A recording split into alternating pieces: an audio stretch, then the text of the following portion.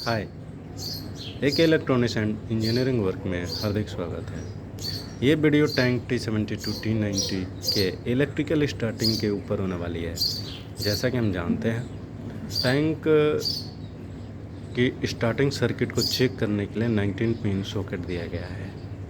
उसके ज़रिए हम इसके 90% फॉल्ट को दूर करने के लिए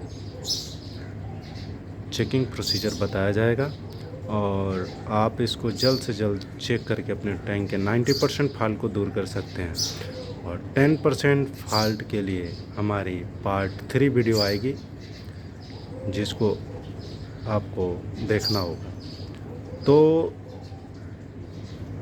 पार्ट 1 वीडियो हमारी जो हुई थी, उसमें पूरे इलेक्ट्रिकल स्टार्टिंग में आने वाले रिले बॉक्स के ऊपर जानकारी दी गई थी। ये पार्ट 2 वीडियो है और इसमें हम 90% फॉल्ट को दूर करने के लिए बताएंगे। तो इसमें कुछ इम्पोर्टेंट पिन पॉइंट है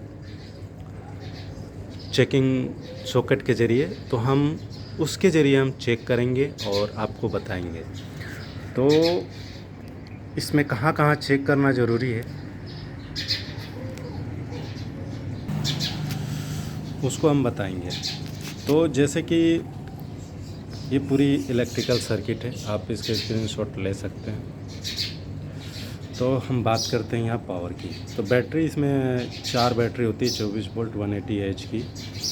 वो इलेक्ट्रिशियन व्हीकल को पता होता है। इसका बैटरी का ग्राउंड बॉडी अर्थ होता है मास्टर स्विच के ज़रिए, और 24 वोल्ट रन करती है ऑल सिस्टम के लिए, और स्टार्टिंग के लिए बैटरी सीरीज में होकर 48 वोल्ट सेल्फ स्टार्टर को प्रोवाइड करती है।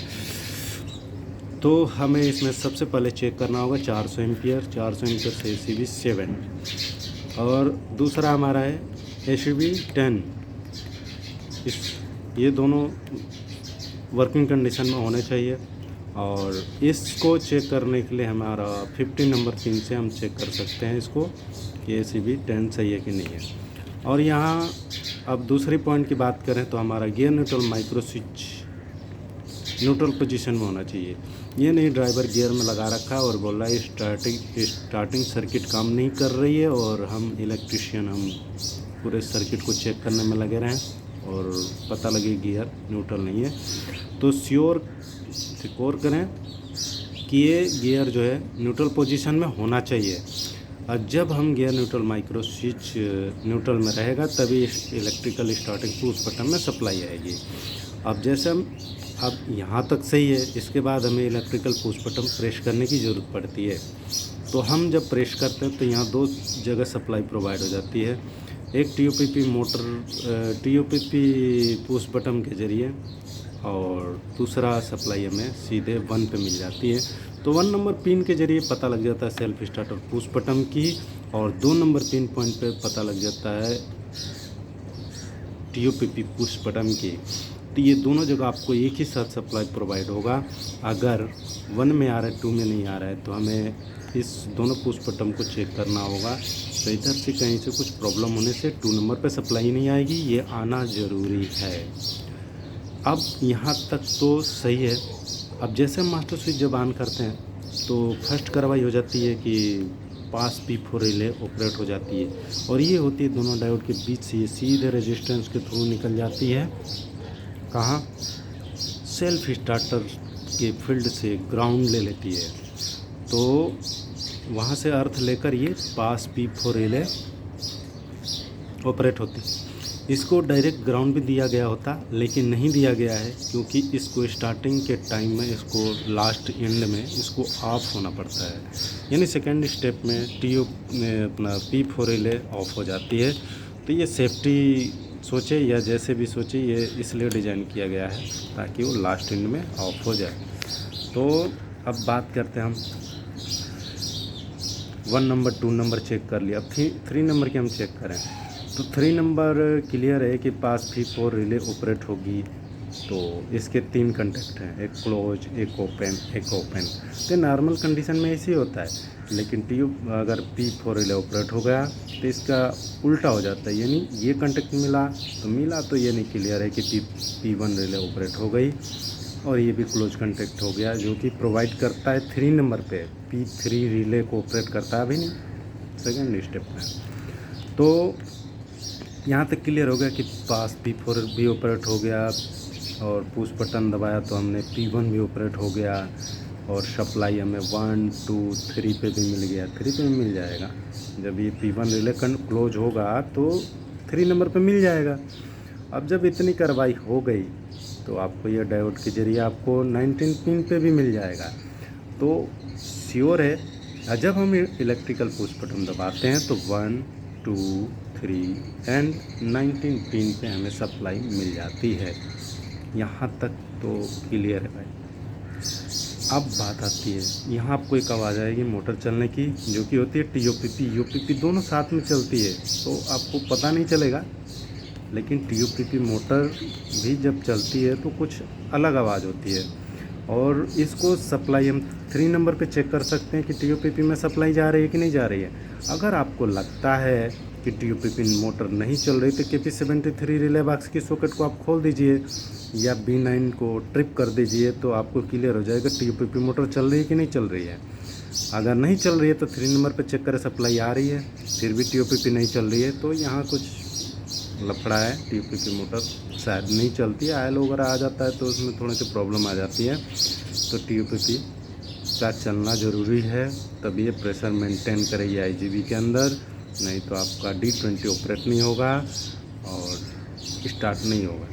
तो ये जो सर्किट है ये क्लियर होना ज़रूरी है। अब TOPP मोटर चल रही है तो क्लियर है कि IGB फ्लोट कपलिंग मैच में उसमें प्रेशर मेंटेन करेगी और D20 को ऑपरेट करेगी। तो इसकी अभी कहानी बाद में है। अभी हम बात करते हैं 19 नंबर। हमने बताया था 90 नंबर पर सप्लाई आपको मिल जाती है और 1 में अगर मिल रहे हैं 90 पे नहीं मिल रहे तो इधर डायोड जा सकता है, जो कुछ भी है। लेकिन हम रिले बॉक्स तो रिपेयर कर नहीं रहे हैं, हम सर्किट की बारे में बात कर रहे हैं। तो 19 नंबर पे मिल जाती है, यानी 3.48 सेकेंड टाइमर में सप्लाई चली जाती है। अब चली जाती है तो हमें अब यहाँ पे क्या होता है, वेट करना पड़ता है। 3.4 सेकेंड तक वेट करना पड़ता है और होने के बाद P7 रिले जो है ऑपरेट हो जाती है। P7 रिले ऑपरेट हो जाती है।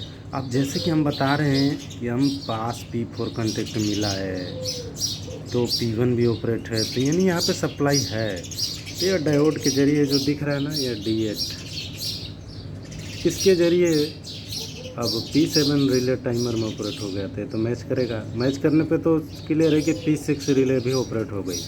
अब P6 रिले ऑपरेट हो गई तो ये अपने 9 डायोड के जरिए अपना खुद को ये सेल्फ लग कर लेती है, अपने कॉन्टेक्ट के जरिए सेल्फ लग कर लेती है। अब इधर कुछ भी हो इसको कोई फ़र्क नहीं पड़ने वाला है, क्योंकि ये तो सेल्फ लग है। ठीक है, तो अब जैसे P6 रिले सेल्फ लग हुई, यानी सप्लाई जो है नीचे भी आ गया, 2 पार्ट में डाइवर्ट हो गया। एक तो ऊपर जा ही रहा है, एक नीचे सेल्फ लॉक हो गया, P3 कॉन्टेक्ट पे आ गया और ये चला गया सीधे कहाँ, P5। ये देखिए भाई, P5 यहाँ पे आपको सप्लाई मिल जाएगी। ठीक है, P5 पे सप्लाई मिल जाएगी। अब हम नीचे की बात नहीं करेंगे क्योंकि नॉर्मल क्लोज ही रहता है और आपको यहाँ पे 6 पे मिल जाएगी सप्लाई, ये बाद में हम चेक करते हैं। पहले हम यहाँ पे 5 पे चेक करते हैं। तो 5 पर सप्लाई आना ज़रूरी है, अगर नहीं आ रहा है तो इधर टाइमर ऑपरेट नहीं हो रहा है, कुछ प्रॉब्लम हो सकती है। तो यहाँ पे एक्चुअली हम टाइमर को ही क्लियर करते हैं कि 5 नंबर पे सप्लाई आ गया तो टाइमर ओके है। और यहाँ से हम जल्दी बात करते हैं, सीधे अब P7 पे आ जाते हैं। अब P7 नंबर पिन पे चेक करते हैं और ये बताता है हमारा BSP जो रिले बॉक्स लगा है उसका P1 रिले को बताता है कि सही है कि नहीं है। तो P1 रिले ऑपरेट होगी, ये ऑपरेट होती है, इधर ही से सप्लाई आके ये P1 को ऑपरेट करता है, तो ये कॉन्टेक्ट मैच हो जाता है। अब मैच होने पे अब ये देखो क्या करता है, यहाँ मैच हुआ, यहाँ मैच हुआ और यहाँ ओपन कर दिया। ये ओपन इसलिए किया क्योंकि 48 वोल्ट जब सप्लाई आती है तो कहीं रेगुलेटर में ना जाए। रेगुलेटर में जाएगा तो रेगुलेटर इलेक्ट्रॉनिक्स पार्ट्स हो तो 2 मिनट लगाते हैं रेगुलेटर ख़राब होने में। तो इसलिए दोस्त जो RSG से जो डायरेक्ट स्टार्ट करते हैं उनको नहीं करना चाहिए, ये सब गड़बड़ी आ जाती है क्योंकि सिस्टम ये ऑपरेट होता ही नहीं है, और नहीं होता है तो आपको फिर तो रेगुलेटर ख़राब होगा ही।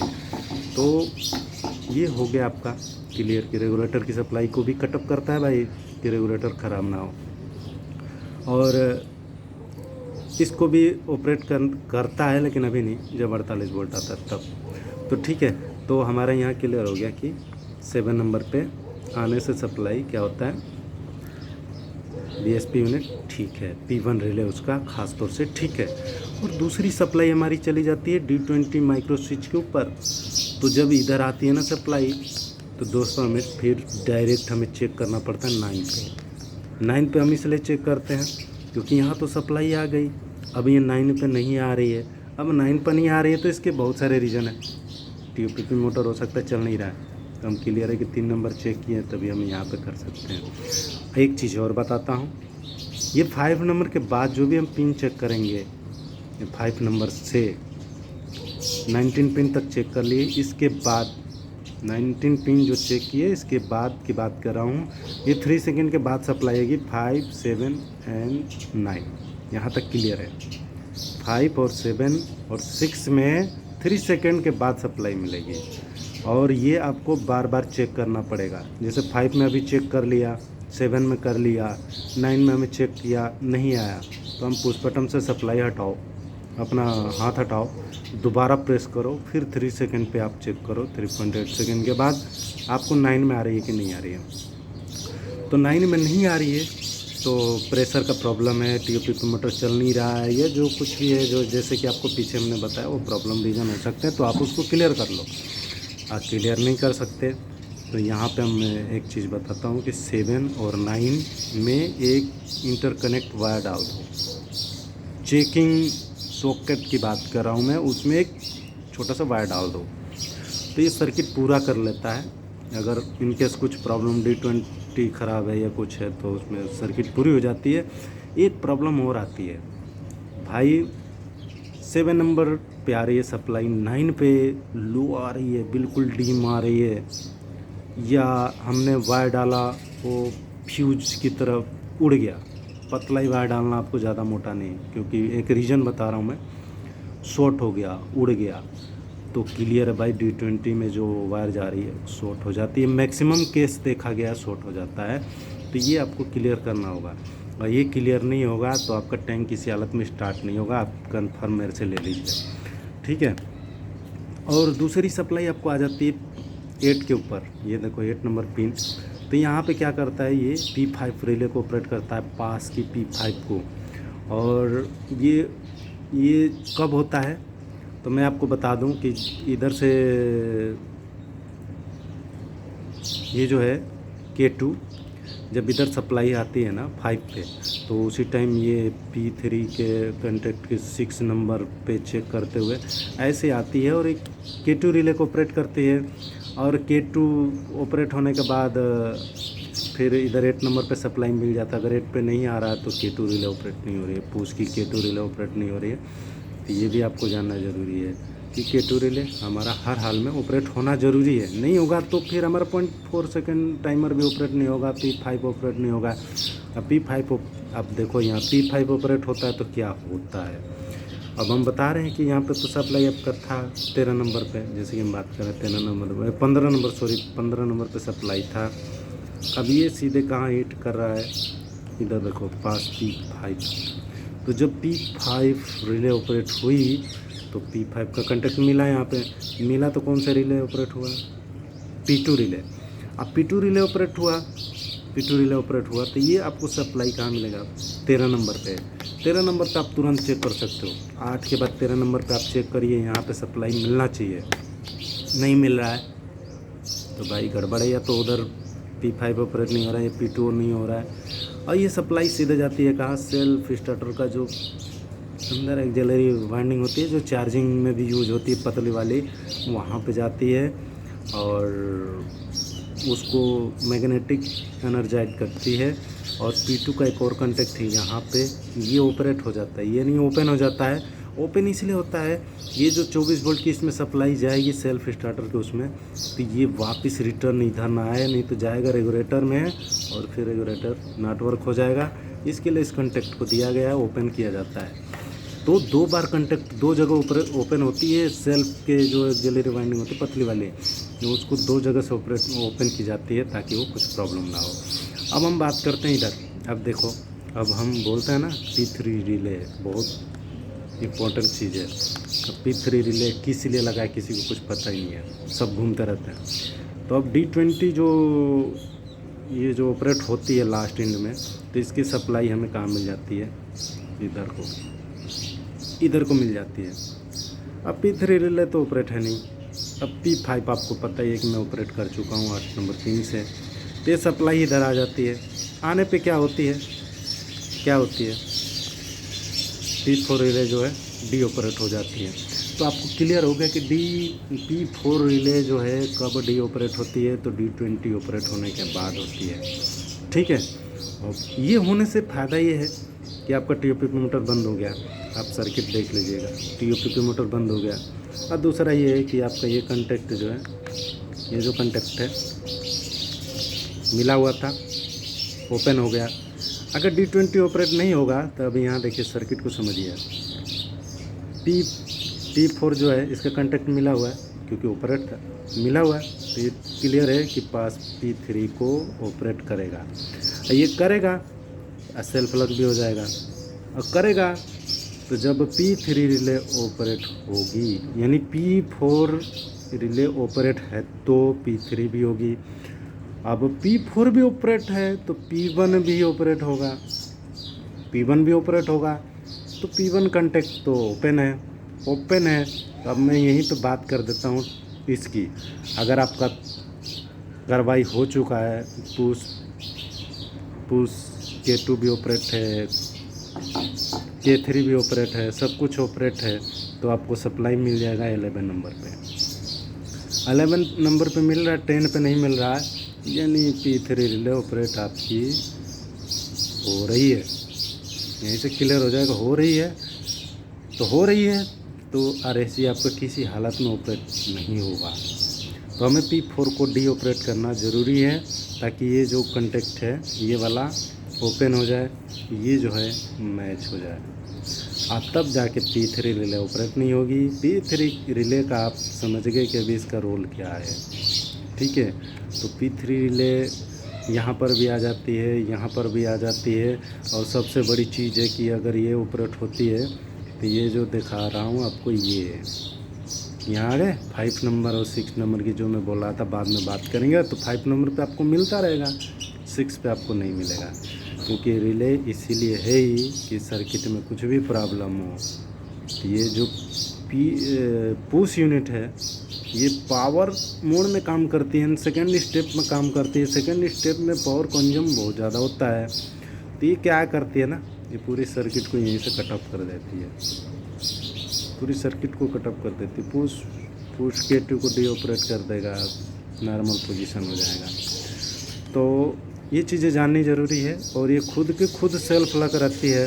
ये सर्किट को फिर आपको स्टार्ट ही नहीं होने देगा, होने नहीं देगा। आपको सेल्फ स्टार्ट, पुश बटन से हाथ हटाओ, फिर दोबारा करो, तब जाके ये वही। अगर फिर दिक्कत है, कुछ प्रॉब्लम है, अगर पास P4 डी ऑपरेट नहीं हो रहा है, तो आपको फिर पंगा करेगा, ऐसे ही कटअप कर देती है। तो हम बोलते हैं ना, खट करके छोड़ दिया वाली कहानी हो जाती है यहाँ पे। तो P3 रिले आपको पता लग गया होगा कि ये क्या काम करता है। ठीक है, पास P4 डी ऑपरेट होना ज़रूरी है, नहीं होगा तो भाई मुश्किल है। फिर आइए एक और रीज़न है, ये स्लैब सॉकेट जो होती है ना, जो छोटा सा जम्फर लगा रहता है, अगर वो भी नहीं लगा होगा ना, तभी भी ये कटअप करता है सेम ऐसे ही, क्योंकि यहाँ पे 48 वोल्ट मिलता नहीं ना लास्ट में, तो उस कंडीशन में भी एक प्रॉब्लम आती है। ठीक है, तो ये आपको देखना है, इसको चेक करना है। तो मेरे को लग रहा है कि मैं आपको काफ़ी हद तक मैं बहुत सारी चीज़ें बता चुका हूँ नॉर्मली, जो कि यही सब प्रॉब्लम आते हैं छोटे छोटे, और 90% प्रॉब्लम यही होते हैं। तो मुझे लग रहा है कि आपको इलेक्ट्रिकल सर्किट के बारे में काफ़ी नॉलेज मिली है 90% प्रॉब्लम को दूर करने के लिए। और इसका और भी बेहतरीन पार्ट देखना तो पार्ट 3 आपको देखना पड़ेगा, उसमें फुल ब्रीफली हर चीज़ दिया जाएगा। कोशिश करेंगे एक वीडियो में हो, नहीं होगा तो मुझे पार्ट 4 भी बनाना पड़ेगा। तो हम कोशिश करेंगे कि first stage second stage 2 part में बनाएं उस वीडियो को। अभी मैंने 19 पिन में सिर्फ इम्पोर्टेंट पिनों को मैंने मद्देनज़र रखा है और आपके यहाँ तक पहुँचाया है। और मुझे उम्मीद है कि आप इस चीज़ को जाने समझें और आपको ये वीडियो पसंद भी आया होगा। तो लाइक करें, शेयर करें, ज़्यादा से ज़्यादा लोगों तक पहुँचाएँ, ताकि किसी को अगर कोई ऐसा समस्या हो स्टार्टिंग सर्किट में तो कम समय में इस वीडियो को देख के अपने फॉल्ट को दूर कर सके। जिसको किसी डायग्राम की ज़रूरत ना पड़े, किसी चीज़ की ज़रूरत ना पड़े, वो इस वीडियो को देख के ही अपने फॉल्ट को दूर कर सके।